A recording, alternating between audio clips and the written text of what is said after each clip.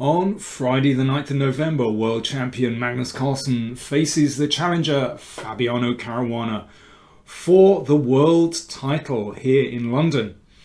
So what I'd like to do is give you a quick preview of the match, and I'm going to take you through their 4 classical games that they've played in 2018, just very briefly with little extracts, just to give you a flavour of what might take place here in London. Okay, first of all, let me tell you the exact conditions of the match. They're playing 12 classical games. Time control is 100 minutes for the first 40 moves, and then 50 minutes added after that to get to move 60, and then after move 60, if the game is still going, then 15 minutes is added to the clock for the rest of the game. They do get 30 seconds increment per move from move 1. So that's very important. 30 seconds increment from move 1. No draw offers allowed before move 30. So probably means we're in for some very long games, knowing Magnus. And in general, I think we have to set expectations. I think we can expect, long games, probably quite a few draws. I know in previous World Championship matches, draws have been greeted with great howls of protest. But personally, I really enjoy these World Championship matches. The psychological struggle is fascinating. And sometimes, for example, if you're playing with black, it can be an achievement to block out your opponent very well. Sometimes when you're playing with white, well, you don't want to risk too much. And sometimes you're just probing to find out what is your opponent's main opening, for example. So yeah, it could be a lot of draws, but I think we have to see the match as a whole.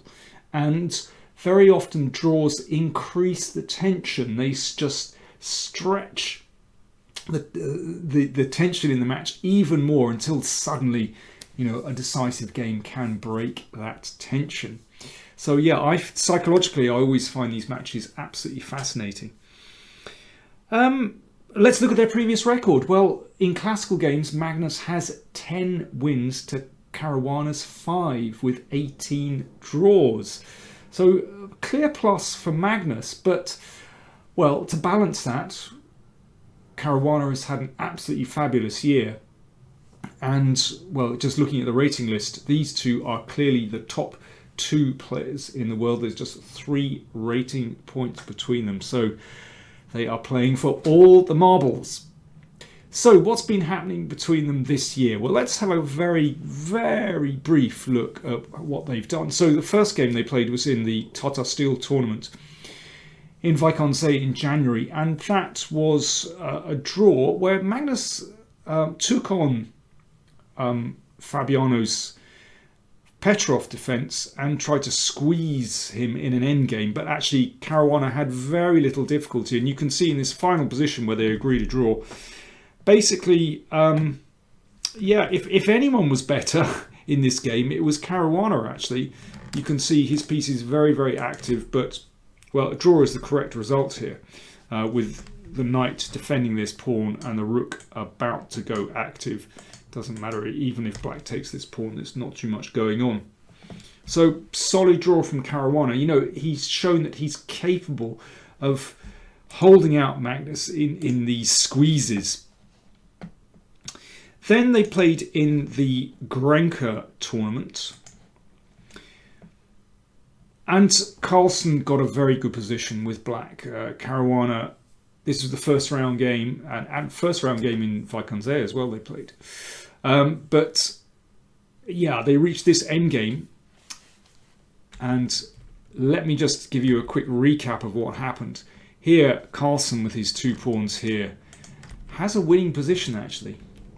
By the way, if you want to see the full detail of this game and the other games I'm about to show, then do check out the playlist above there. You'll see where to click above there to get all the details. Let me just take you through the final moves of this game though. I mean, this was fascinating. Actually, Fabiano defended pretty well, all is fine up to here for Carlsen. But let me take you to the point where Carlsen missed a win. Well, it's here. I mean, this is very, very tricky, but basically Carlsen decided to push this pawn straight away. This was a mistake. He could have held up White's pawns by playing rook h7. So preventing g5 just for a moment. And now, well, let's see what would happen. Here's the win. So king takes pawn, the rook checks the king away. And only now a5. And this is winning, and there's a very nice winning line. Rook d8 is a beautiful move. I mean, to find these moves over the board is very, very difficult. So obviously if that rook is taken, then black gets a new queen and should be winning. And if rook c7, then it's possible just to push that a pawn. And basically, with that little shuffle of the rook back here, that has bought black a tempo. So you can see the rook stopping the pawn here, and then the white rook can't prevent one of those pawns from rolling home. Okay, that's a very difficult win to see.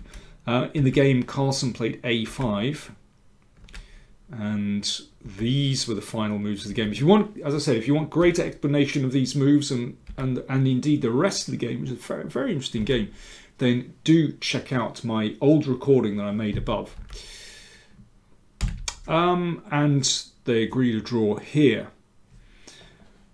So yes, you could say, well, Magnus missed a win, but Fabiano defended pretty well.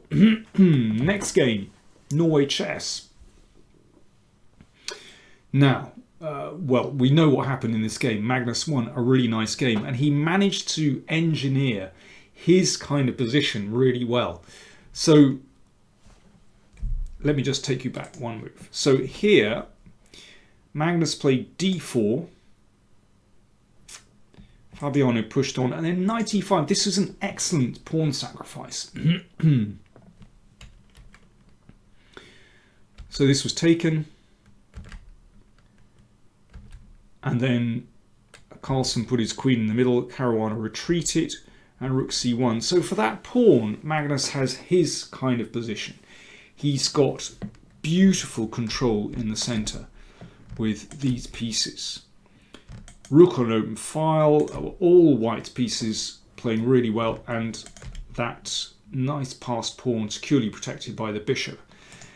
And Caruana just didn't defend accurately and was, well, slowly defeated. I mean, Magnus actually had to play a brilliant game in phases to win this game. I repeat, if you want to see the whole game with all the subtleties, then do click on the playlist above.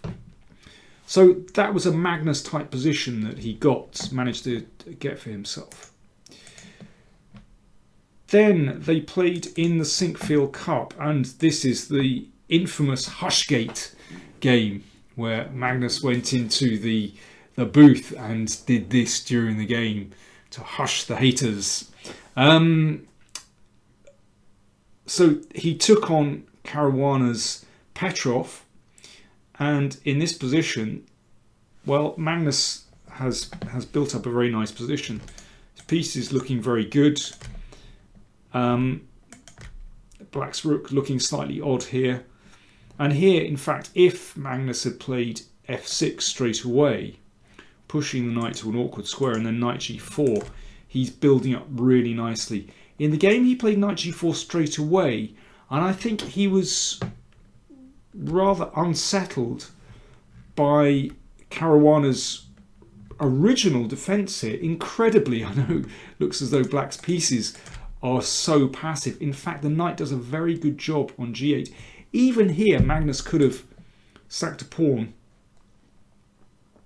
If pawn takes, then rook h5 keeps Black's pieces bottled in, or, well, this pawn takes is a better move.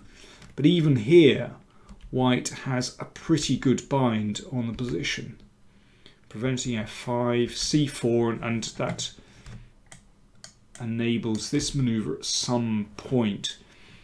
Very good conversation of the pawn. So Magnus kind of was unsettled and instead took on g7, and that allowed Caruana out, and he successfully held the draw. So gritty defense from Caruana there to hold the draw. And yes, Magnus was left a little bit embarrassed after his whole the Hushgate business, but it was kind of laughed off and the whole thing blew over very quickly.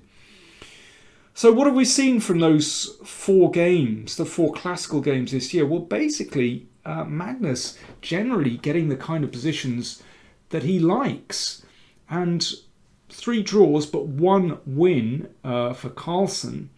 And well, if that's a portent of what's to come in the World Championship match, then it doesn't look great for Fabiano. Yes, his results have been really, really good this year. That will give him a lot of confidence. But Carlsen can, I think, take a lot of heart from the fact that in these games, he's managed to achieve the kind of position that he likes and has managed to squeeze out a win in one of the games. So who do I think is going to win? I honestly have no idea. Before the candidates match, I'd have said that Carlsen was the clear favourite, just because of their previous record. But after the candidates match, Fabiano has played so well this year that I think it's wide open. And seeing Magnus, for example, in Biel this year, where he seemed to be very tense to me, and he got very frustrated when he wasn't putting games away. So, that's something I haven't seen so much from Magnus before. So who knows? I honestly think it's wide open. I think it's going to be an absolutely fascinating match. So there we go. As I say, if you want to click on the playlist, then do to get more details of these games.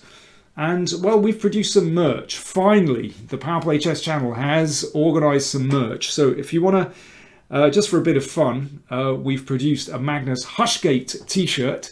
If you want to click on that, it says Magnus. You can see the photo up there, and you can see the link where you can buy that shirt. You can buy it in all shapes and sizes and colours as well. I quite like it in the red, but you can find the colour you want. And if you're a supporter of Fabiano, so the Hushgate is for Magnus supporters. If you want to support Fabiano, then you can find our design. We've taken you can see the photo there.